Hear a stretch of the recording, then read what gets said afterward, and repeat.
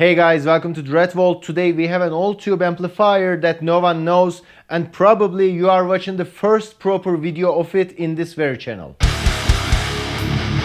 So today we have Hughes Kettner Tube 100 old tube amplifier in the vault today, and I just traded this amplifier with my Randall RX120 with its cabinet 2 weeks ago, and in the last 2 weeks I tried to get a good sound of it.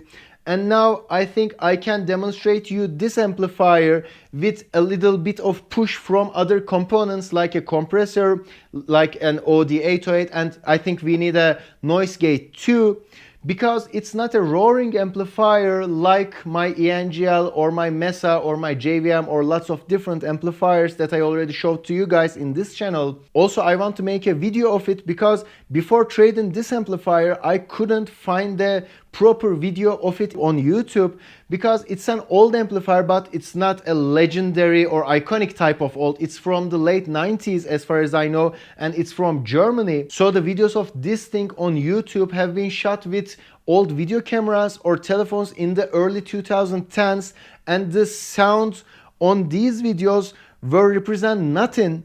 Because of it I want to shoot a proper video of it, and it's probably the only video on YouTube at this point. So for this video I'm gonna play this amplifier with a Mesa Rectifier Standard 4x12 cabinet, which is loaded with Celestion UK Mesa V30s. Also we have a Shure SM57 which directly goes to my Focusrite 18i20 audio interface. Also we have a DI box behind the amplifier, and I connected the DI box out to my audio interface too, so I'm gonna switch between the audios to demonstrate this side of the amplifier too. First we will start without any additional component, and as I just mentioned, it's not roaring, but we can get some fuzzy stoner metal like tones from this amplifier without any additional push. And then I'm gonna open up a Bose CS3 compressor, and I'm gonna use a Maxon OD obviously, and the first thing in our signal chain is my Jackson KV Pro from 2013, and we have an alder body with maple neck and ebony fretboard on this guitar. We have Seymour Duncan JB and 59, and we have a Floyd Rose 1000 bridge. So let's start. I'm gonna start with the clean, because let's skip those sections briefly. We have two channels, which is a clean and as channel 1 and a distortion as channel 2, but we have two sides of each of these channels which are A and B, and let's start with the A section of the channel 1. We are on the noon settings, noon position.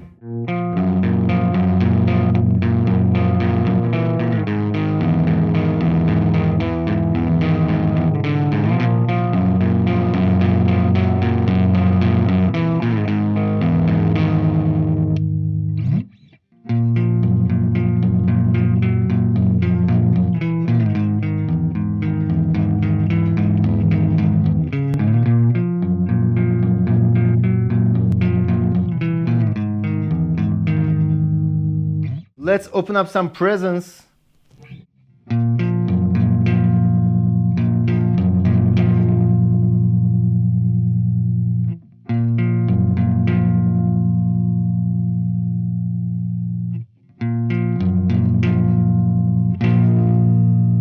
We have too much bass, and let's lower the mid too and open up some treble.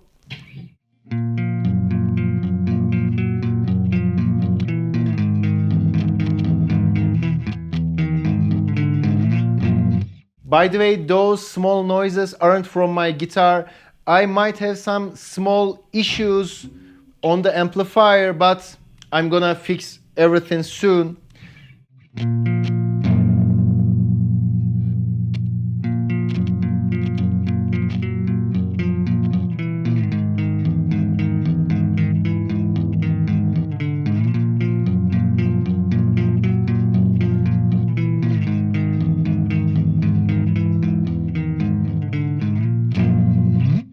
It's an okay clean tone, and let's check the B side of the amplifier, the clean channel of the B side of the clean channel. Now we have a gain and a master knob.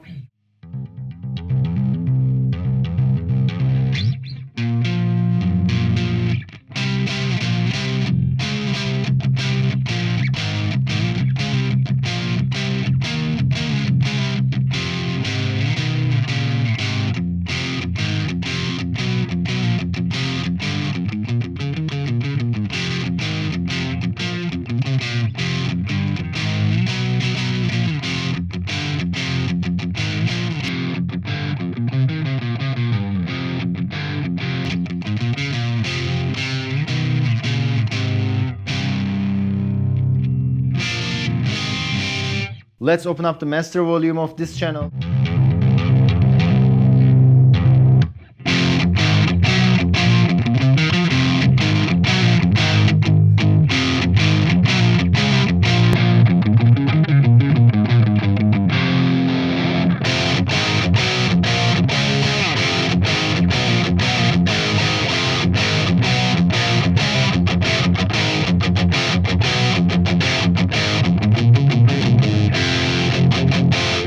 Let's decrease the presence.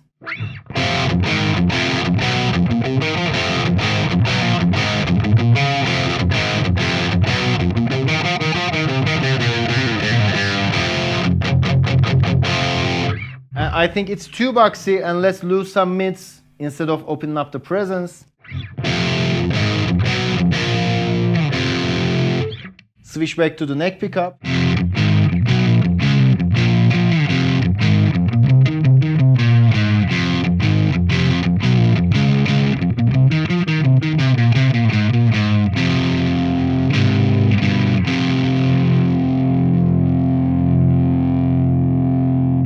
Let's decrease the gain.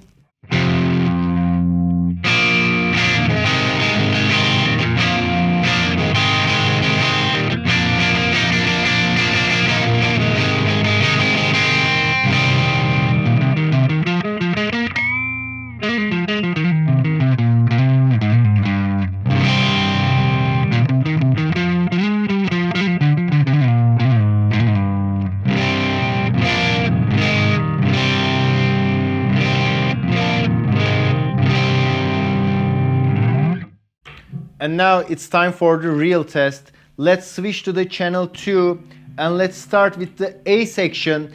I already dialed up a proper setting for the B section of the channel 2. I think those settings are open up the best of this amplifier.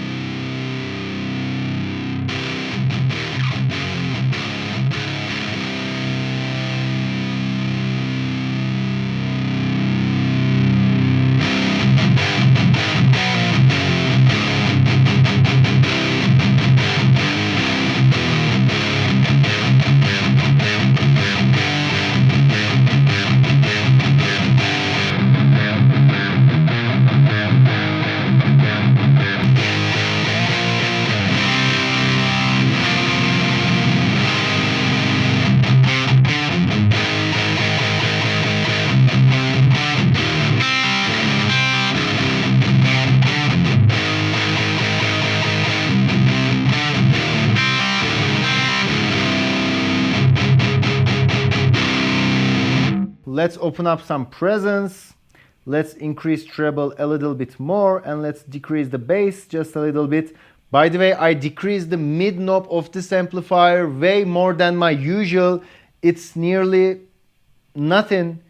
I just have just a little bit of middle in the sound.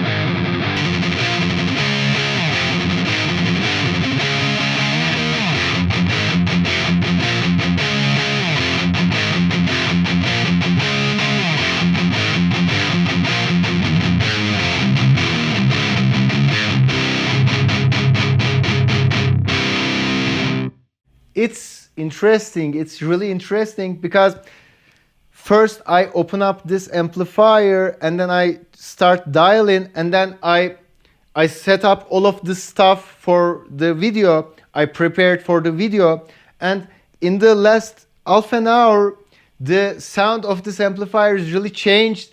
It wasn't that good at the beginning of the session, but I think the waiting time about the tubes is a legit issue for this amplifier. You know, the sound is more stable on my ENGL or my dual rectifier, but this thing is really changed in the last half an hour. Now let's continue with the B section.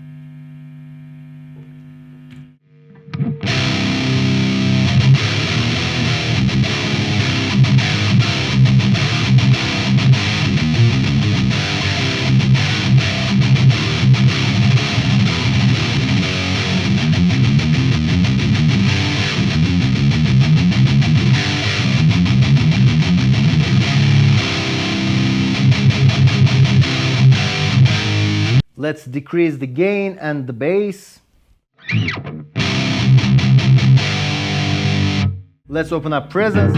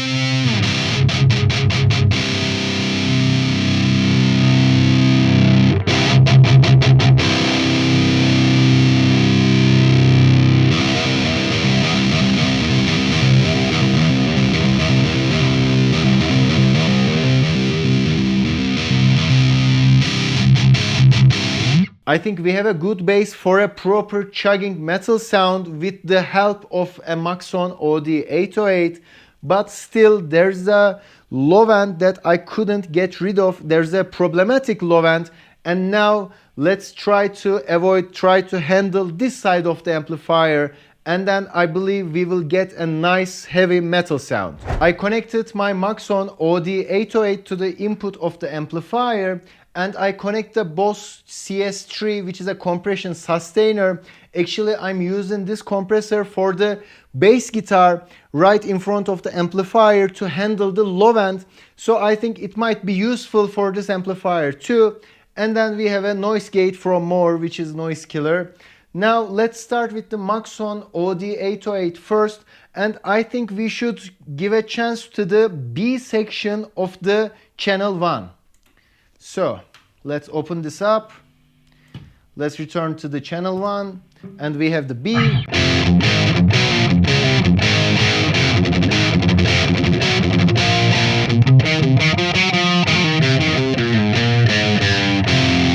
And now let's open up the Maxon. You know, I dialed this thing just as the regular.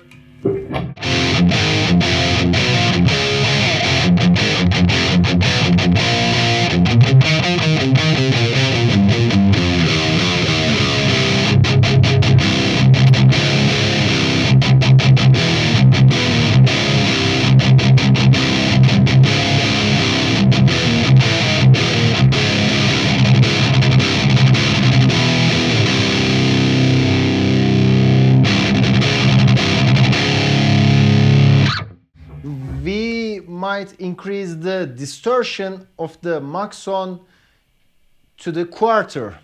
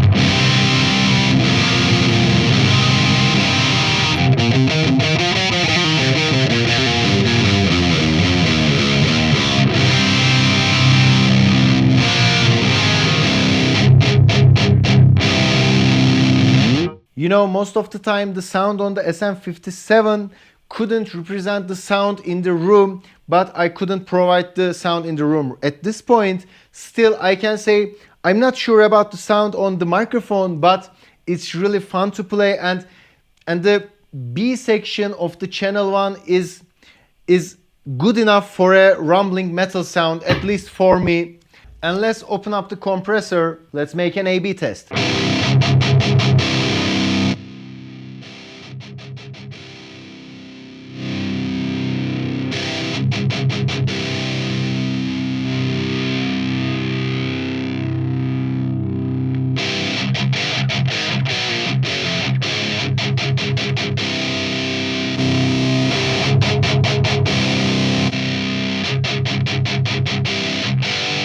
Now I think we can increase the level of the bass.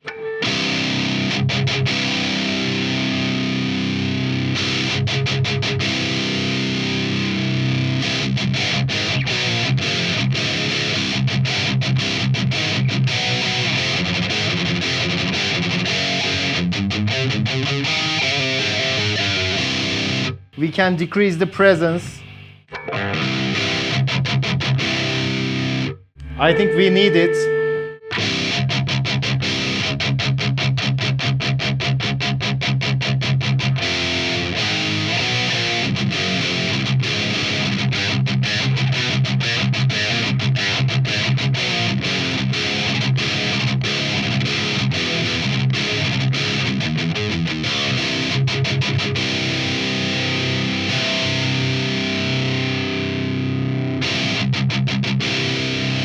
Let's decrease the gain of the OD808 and let's give it a little bit of gain from the amplifier.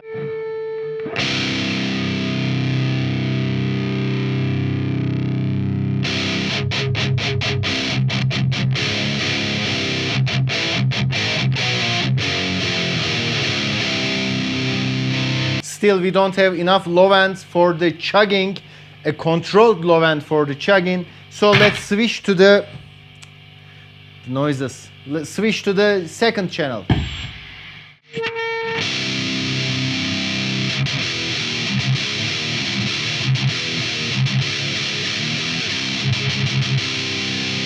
Let's decrease the gain this time.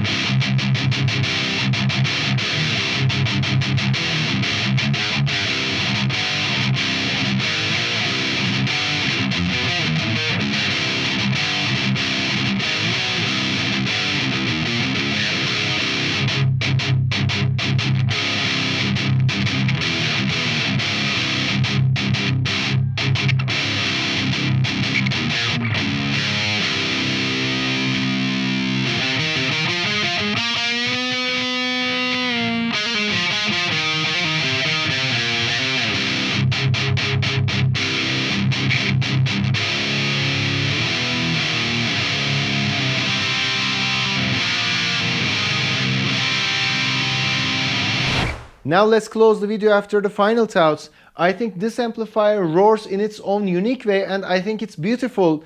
You know, it doesn't sound like my ENGL or my Marshall or dual rectifier. I don't want a clone of this amplifier. Because of it, probably I will hold on this amplifier. Also, it has a fuzzy side too, and it might be good for different type of sounds, you know, like doom metal or stoner metal. Also, the crunch characteristics of this amplifier is magnificent. Besides that, you can get a heavy chugging tone with a little bit of push from other components too. But it's the first time I actually hear the effect of the waiting, heating time for an amplifier, and the 20 or 30 minutes, it really changed lots of stuff on the amplifier, the sound of the amplifier. And and it was weird, but it's fun to observe. Also, I traded this amplifier with my Randall half stack just to match with my Hughes Kettner 4x12 cabinet right behind of me. But this amplifier already provided way more than I expected. Still, I might shoot another video, a revisit video of it after a few months. I want to investigate this amplifier, and I would love to investigate with you guys, so I'm open up to criticism and suggestions about this rig, about this amplifier. I would love to create something beautiful with your opinions too. I would love to create something as a community. So don't forget to leave your opinions and suggestions in the comments. Also, please don't forget to like the video and subscribe to the channel if you enjoy the content. It's the end of the video. Till the next video, see ya.